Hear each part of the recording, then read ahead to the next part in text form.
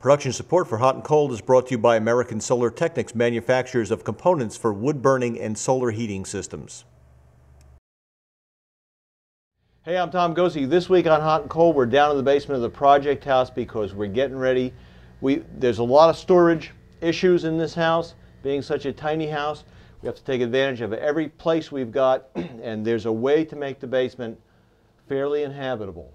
Very inhabitable. Inhabitable for things that we need to store. Stay with us to see how we do it in just a minute. Don't go nowhere. It's going to be a fun one.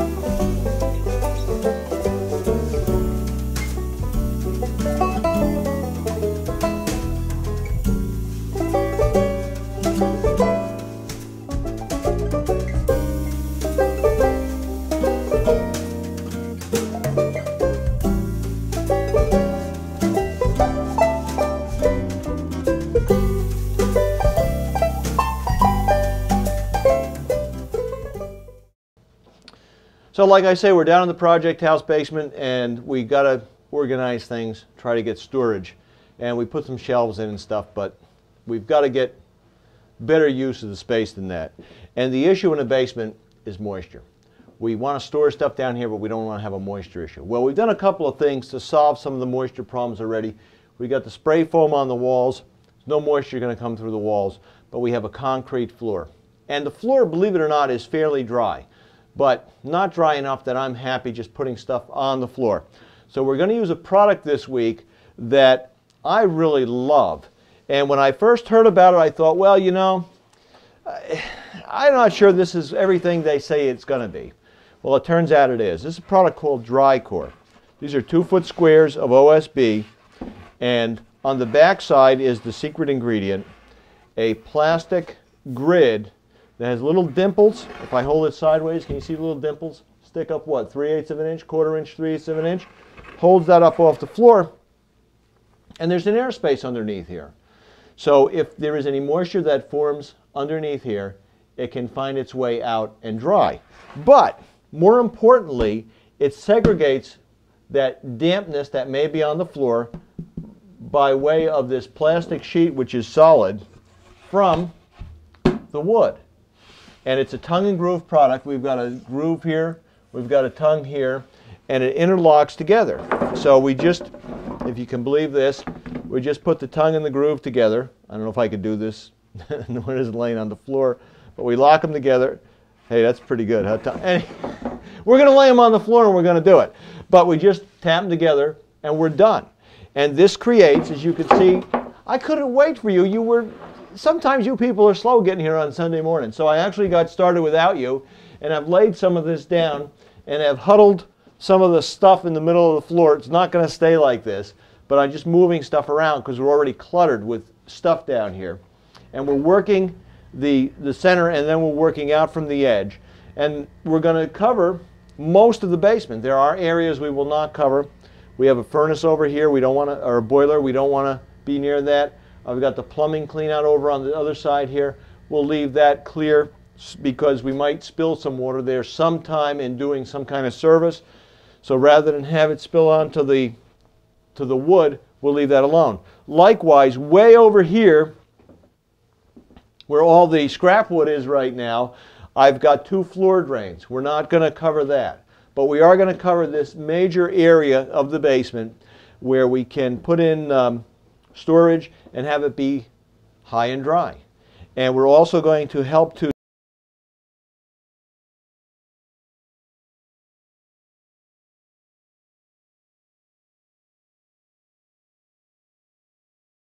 DRIcore down.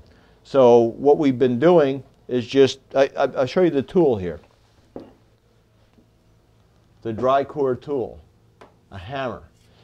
That's all I need to put this stuff together. A hammer, and I use a block of wood too. So what we're going to do is I left some over here. We're going to put some in, and then we're going to wind our way around. We're going to actually finish up the basement today.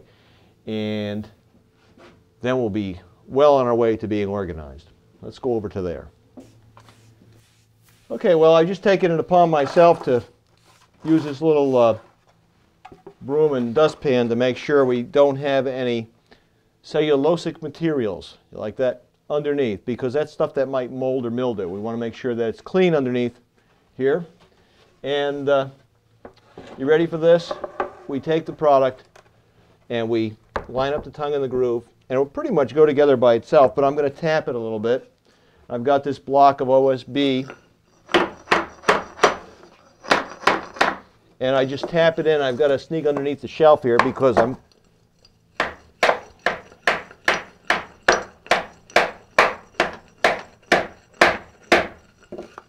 and that's what I do. I think just a little more over here if I can sneak around.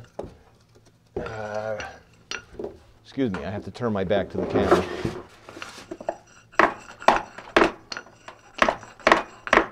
There we go. And that one's done. It's good working in a cluttered situation, but it won't be cluttered for long, because once we get this all down, we're going to do some fun stuff with shelves. So we'll just sweep up another little area here, and we'll do another one. This one we don't have to be as claustrophobic about. We're just going to line them up again, and same deal. Is that easy or what? And then where I only have one here, a lot of times I like to get my body weight on it so I don't tap it out. And we'll slide this one in here. Same kind of a deal.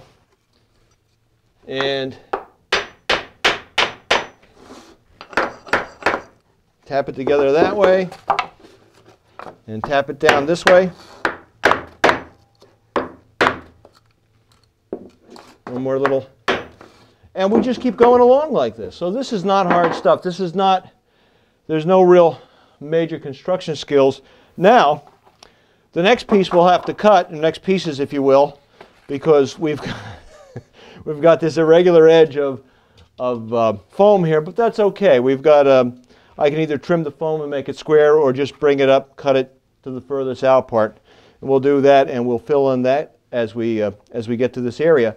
And then I think what we're going to do is take all these shelves and we're going to move them into the center, and we're going to build some shelves out here, because one of the things we can do with this product is we can actually build a wall right down to it. So I'm going to put a plate down here, a 2x4 plate, and some studs that go up to the floor joists, and we'll then put some hangers on here and build out some shelving. So that's I don't know if we're going to get to that this week, but we are going to get this done. And once this is down, then the world is the basement is our oyster, not the world. So let's do this. Let's take a quick break, take care of a little bit of business. I'm going to keep tapping the wood.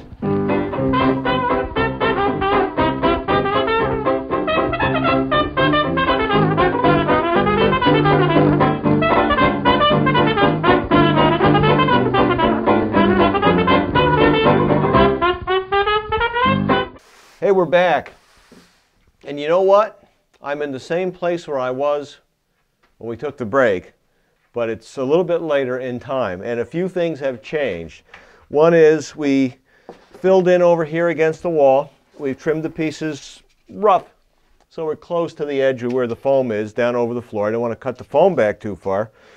And and I moved the shelves. There were shelves here, they're over here now. And they're going to get moved again, because I've decided that I'm in the throes of organizing here. So we're going to digress from flooring just for a moment and look at this other wall where there were shelves, where we built shelves in. And this ties back to the flooring for an important reason. I want to get a lot of shelving in this basement. So what we've done is we've taken 2x4s. I don't know if we can see it over here. There's a lot of stuff on these shelves, if you haven't noticed. We've got 2x4s every other joist.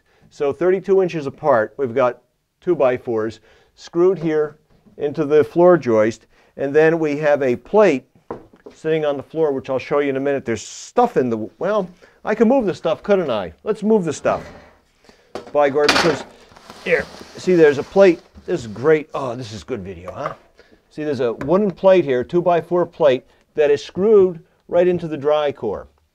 And then we've got a standard here for the brackets, and of course we've got brackets and this shelving, which are 8-foot pieces, and we're able to get a lot of shelving in. Now, the difference from before with this kind of shelving here, with the wire shelving, is we were up off the floor and we lost 4 inches or so of storage space, plus we have a shelf, and because we didn't want to have stuff right on the concrete. Well, now that we have the DRIcore on the floor, I could take this nice box of roofing nails, just slide it right on the floor, so the floor becomes a shelf. Does that make sense? I think it does, because it's not going to get wet. So we're not going to have moisture getting into the box, creating the issue, which is why we're doing this, of course. This 2x4 section we built is really very much like a 2x4 wall if we were going to finish the basement off. We would just stud it every 16 inches or 24 inches, whatever we wanted to do, and put sheetrock over it. I want to have access to the back side of the of here because I've got stuff stored on the back. We have these shelves here that are peculiar to this basement that we sprayed foam on, but we can stick stuff on there if we want to. So, and what I've decided now, I've got 16 feet of shelf going this way. I decided that I'm having so much fun with shelving, we're going to put some shelving this way along this wall as well. So what I'll do is I've got to make another trip to the lumber yard. I'm going to get a 2x4, screw it down here, and what's nice about this is I can screw it down and put a screw in each one of these DRIcore panels. It locks everything together, and then I'll come right up off that, tie onto this joist, and I get the brackets. I think we're going to do 8 feet here. Again, I don't want to be too close to where the plumbing is. We're not going to put, I don't think we're going to put any DRIcore here just in case I'm doing some kind of plumbing and I spill water. Although we can spill water on, I'm not sure I want to go that route. So this is almost done. Waiting for me now to build more shelves. And I think I've got, we'll move the light so you can get a full idea what's going on here. But I've got a couple of $100 in shelving, and we've got a little more flooring, so we ought to go that way. Well, I came back around the other way because we got to look at the shelving. We've got 16 feet of shelves here. We got 5 shelves high, not counting the floor. So that's really 6 shelves if you count the floor, because the floor is now a shelf. And that's not enough space. I got a lot of stuff down here we want to organize, so that we'll do the other one and it'll be great. These are easier to change because we just have brackets. These brackets, each one of them will hold 300 pounds, so we can really put the cinder blocks on here if we need to, not that we're going to. But we got a little more flooring to do, so let's get the flooring over here. Okay, well, we got some easy ones to install here. Most of this floor has been pretty easy. The one I showed you earlier in the show, that really was a tough area because I didn't have a place where I could swing the hammer. Where I can swing the hammer, it's pretty straightforward. We just lay this down. You know, this is great because it's pretty idiot-proof when you're putting in full pieces especially. And that's it. That's what most of this was like. But we got some geographically restricted areas here. First issue, of course, is I've got all this scrap wood that's all over the place. But underneath here, underneath this old shelf, I've got a floor drain here. See the floor drain? So we don't want to cover that. I think I'm going to go one more row here. And I've got another floor drain that's going in over there, so that'll be an issue. But we've got this too. And this post, and I don't know if you remember way back when, rather than dig footings for these posts, because we move posts all around, we did this routine where we've got a piece of rubber, and we've got 2 pieces of pressure treated underneath it, and then of course we've got our post on top. So we'll notch around that. We did it in the other locations. Matter of fact, you can see here the other location. Let me swing the light around because that's my job too. We just notched right around it with the DRIcore.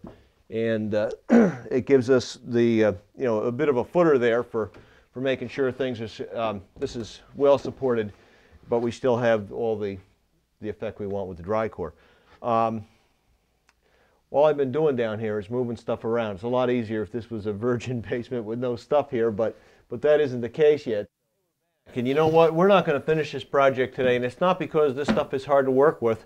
It's moving all this stuff around. I need to burn more wood, I guess, or cut it up into littler pieces or something. I'm not quite sure what I'm going to do with it all. But it's just kind of in the way, and that is slowing me down. But we're putting down the easy stuff, and after that, I'm not sure, how quickly. What I'm doing is putting down the easy stuff, and I'm putting down the stuff that is in the way, that is in the way for me doing the rest of the shelving. So that's kind of important. Somewhere along the way, I got cockeyed on the tongue and groove too up here, but it's okay because it's pretty forgiving stuff.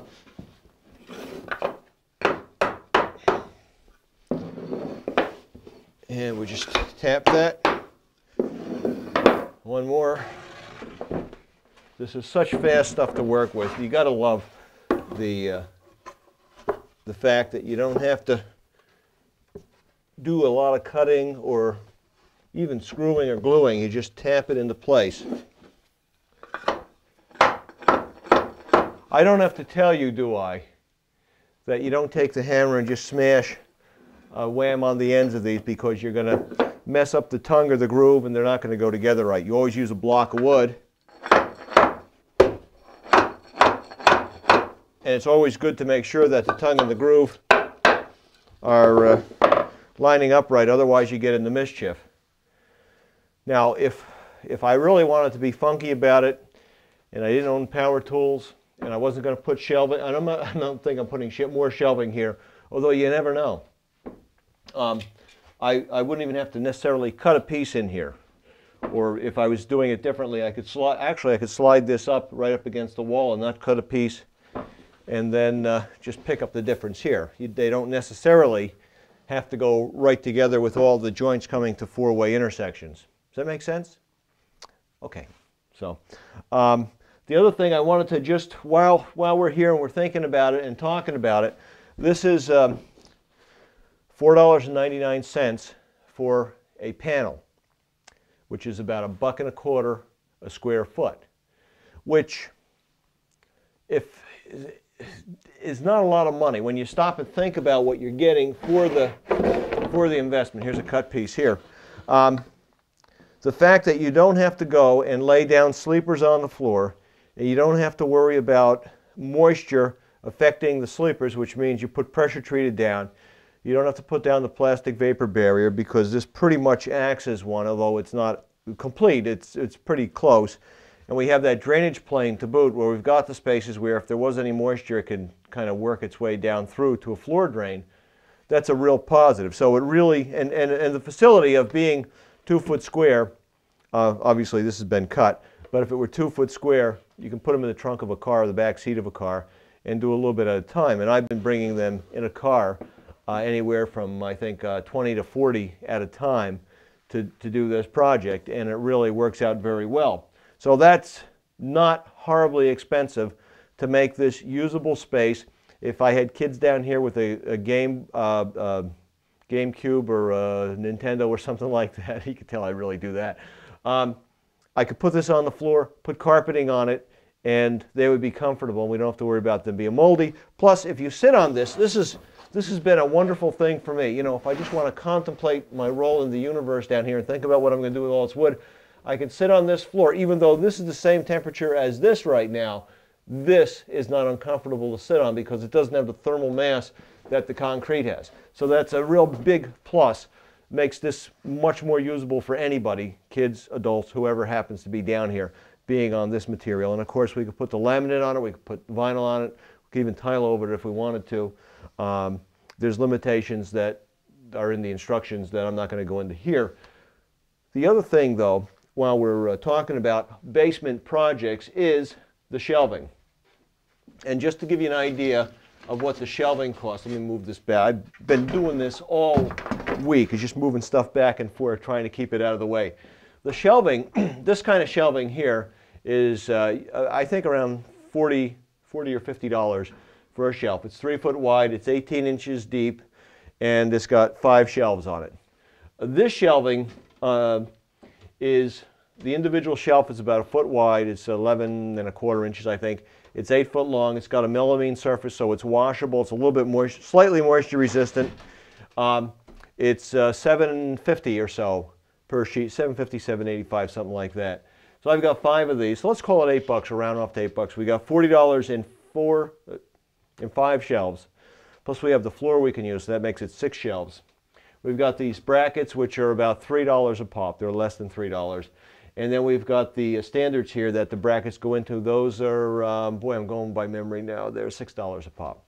So for this shelf, I've got 4 brackets, or 4 standards, and the rest of it, I've got, bottom line, I got about $300 in all this shelving, and there's a lot of stuff there. So here's a real easy way to make the basement real usable space and extremely well organized. And I even am tempted to take all the firewood and cut it up and put it on shelves, but I won't do that because we're going to burn it. No, I can't do that. And I got to get back. I'm still moving stuff around. If I'd have to move stuff around down here, I would have been done like a week ago. Go figure, huh? Production support for Hot and Cold is brought to you by American Solar Technics, manufacturers of components for wood burning and solar heating systems.